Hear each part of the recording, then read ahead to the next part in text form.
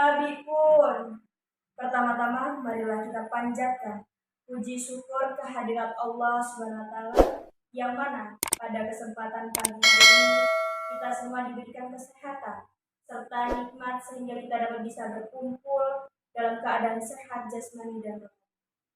Selawat serta salam mari kita junjungkan kepada Nabi baginda kita, Nabi besar Muhammad SAW, yang kita nantikan syafaatnya di yaumil akhir. Amin ya robbal alamin. Yang terhormat dosen pengampu mata kuliah Manajemen Sumber Daya Manusia, Bapak Dr. Haji Fauzi, ME MKom Akademik, dan Bapak Dr. Salamo, MTD, serta rekan-rekan pasca sarjana Sekolah Tinggi Ilmu Tarbiyah Pringsen, dan rekan-rekan kelompok 9 yang saya banggakan. Izinkan saya mempresentasikan makalah kami yang berjudul Pengembangan Sumber Daya Pendidik. Di sini, rumusan masalah kami terbagi menjadi 4. Yang pertama, apa pengembangan sumber daya pendidik? Yang kedua, tujuan sumber daya pendidik. Yang ketiga, manfaat pengembangan sumber daya pendidik. Yang keempat, strategis pengembangan sumber daya pendidik. Selanjutnya akan dijelaskan oleh Mbak Vivi, disilakan. Materi selanjutnya yaitu manusia merupakan titik sentral. Artinya, manusia adalah perencana, pelaku, pengendali, serta tujuan dari pendidikan. Oleh karena itu, pengembangan sumber daya manusia sebagai pendidik merupakan prioritas utama yang harus ditingkatkan dalam lembaga pendidikan Islam.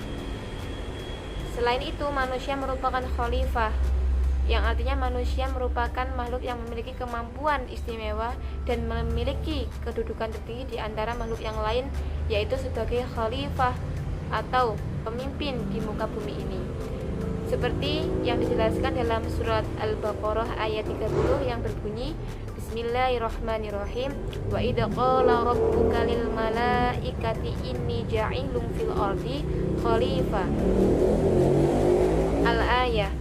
Selanjutnya, pengertian sumber daya pendidik kami mengambil dari 3 ahli, yaitu yang bernama Muhaimin dan Abdul Majid Hasibuan, Sirkula Mangkunegara. Menurut Muhaimin dan Abdul Majid, pengembangan sumber daya pendidik meliputi potensi fitrah, potensi akal, dan potensi pengembangan kolbu yang diwajibkan dalam tingkah laku. Bagaimana maksudnya hal tersebut? Menurut fitrah, manusia itu lahir memiliki akal dan akan disampingkan dengan tingkah laku. Dalam surat Al-Baqarah ayat pertama, mengutip surat Al-Baqarah ayat pertama yang berbunyi Alif Lam Mim, itu disebutkan bahwasanya alif yaitu Allah. Allah itu yaitu yang memiliki jiwa raga kita dan yang memiliki segala yang ada dalam tubuh kita, baik jasad ataupun dalam ruhaninya. Nah, jasad tadi akan diberikan akal yang berarti lam. Artinya lam itu akal yang diturunkan kepada malaikat Jibril kepada Nabi kalau zaman dahulu. Kalau ini malaikat Jibril kepada kita, akal pikiran yang bisa dimuatkan dalam mim, yaitu tingkah laku. Tingkah lakunya seperti apa? Seperti Nabi Muhammad SAW. Makanya itu pengembangan sumber daya manusia menurut konsep Islam ini senantiasa mengedepankan akhlak yang mulia dan menyembah kepada Allah. Artinya tidak hanya mementingkan pada sumber daya manusia untuk pintar saja pun tidak cukup. Assalamualaikum warahmatullahi wabarakatuh. Alhamdulillah alamin wa bihi nasta'in wa alhamdulillahi wassalatu wassalamu ala asyrofil wal mursalin sayyidina maulana Muhammadin wa ala alihi washabihi ajmain. Amma ba'd, yang saya hormati Pak Dr. Fauzi Salamu selaku dosen mata kuliah MSDM. Izinkan saya memperkenalkan diri, nama Nur Islam, akan menyampaikan tugas dari mata Di sini saya akan menyampaikan tentang manfaat sumber daya pendidik. Manfaat sumber daya pendidik ini dapat kita kelompokkan itu menjadi dua.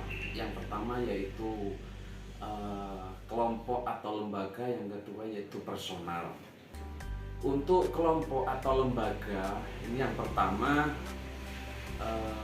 manfaat daripada sumber daya pendidik yang pertama ini mampu menyesuaikan diri dengan kebutuhan sekarang.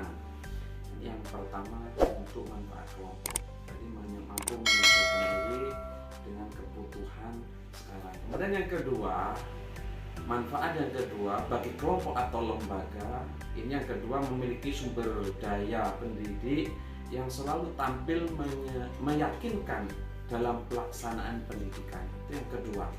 Jadi manfaat yang kedua dari sumber daya manajemen sumber daya manusia ini yang kedua di bidang kelembagaan itu memiliki sumber daya pendidik yang selalu tampil meyakinkan dalam pelaksanaan pendidikan.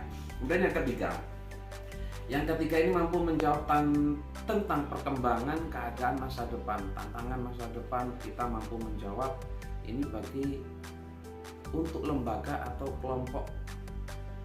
Ini manfaat yang ketiga. Kemudian yang keempat yaitu mekanisme organisasi lebih fleksibel dan tidak kaku dalam menggunakan teknologi.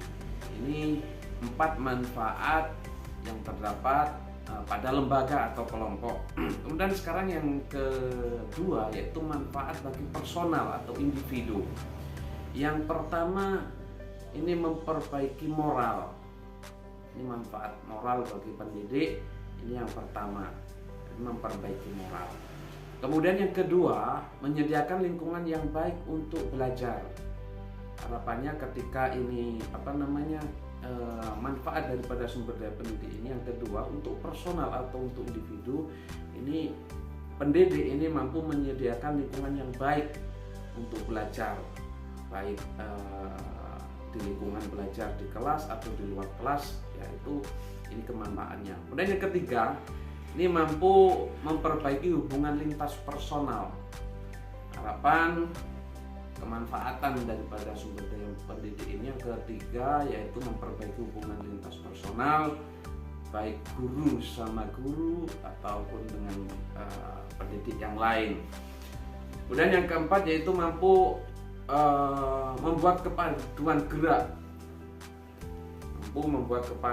kepaduan gerak ya dalam menyampaikan materi pengajaran dan sebagainya. Ini mampu memadukan geraknya dalam menyampaikan informasi, mentransfer ilmu yang dimiliki kepada peserta didik. Itu mungkin yang dapat saya sampaikan tentang manfaat sumber daya pendidik dalam materi manajemen sumber daya manusia dari kami kelompok 9. Lebih kurangnya saya mohon maaf, saya akhiri. Allahumma fiqhil aqwam-tariq. Assalamualaikum warahmatullahi wabarakatuh.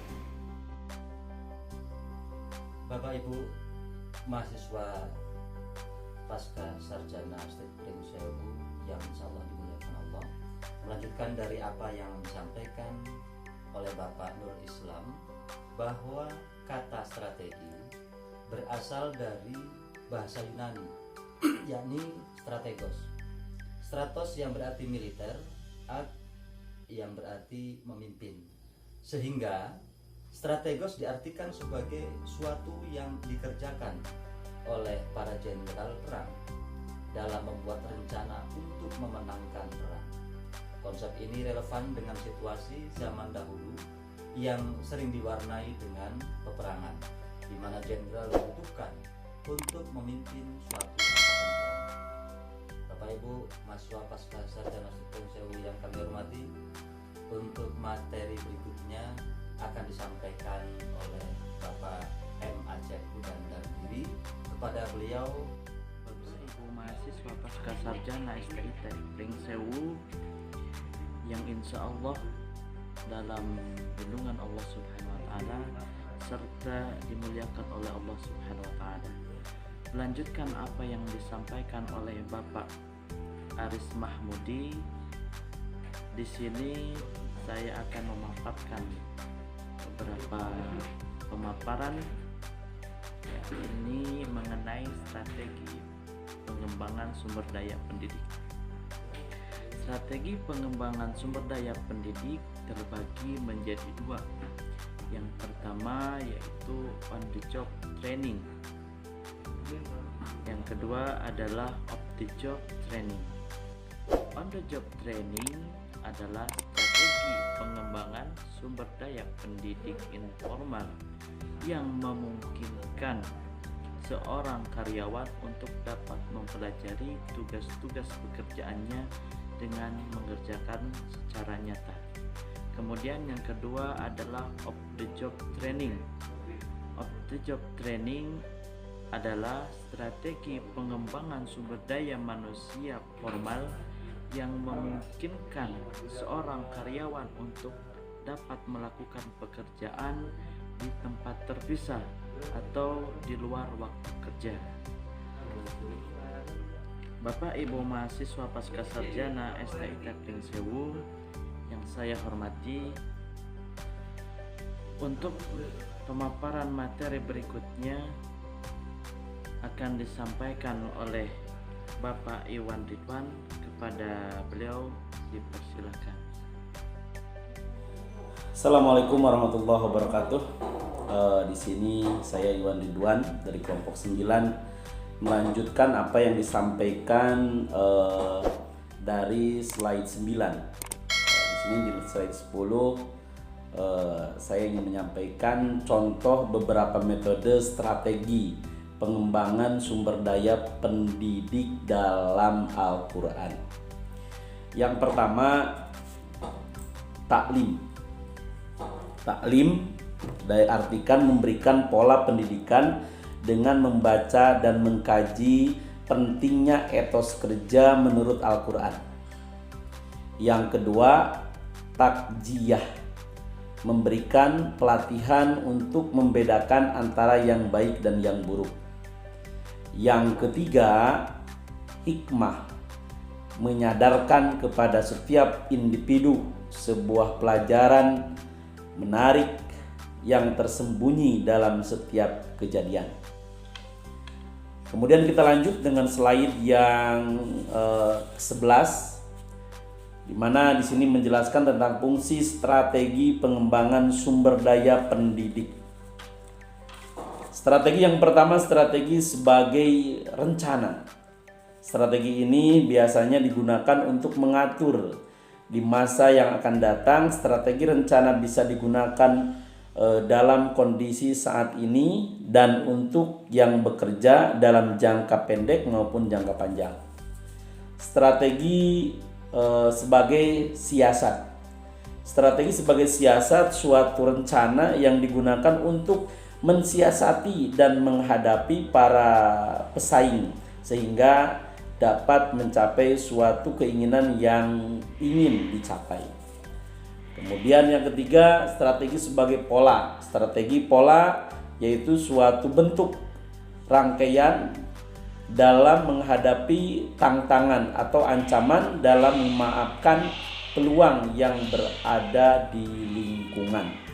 Mungkin itu saja yang bisa disampaikan di slide 10 dan 11. Mudah-mudahan bisa dipahami dan kita lanjutkan dengan slide yang selanjutnya. Terima kasih. Assalamualaikum warahmatullahi wabarakatuh. Ini sudah sampai pada tujuan pengembangan sumber daya pendidik.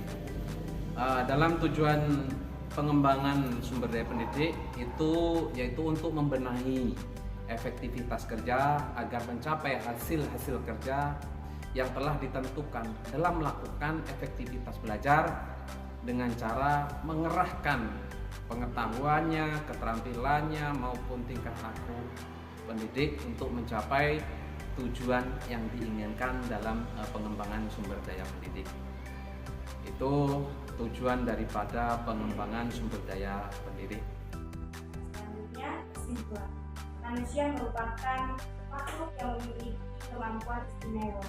Di antara makhluk lainnya, kemampuan demikian dimaksudkan agar manusia menjadi individu yang dapat mengembangkan seluruh potensi sumber daya yang dimiliki, baik digunakan oleh personelia dan di ruang lingkup pendidikan.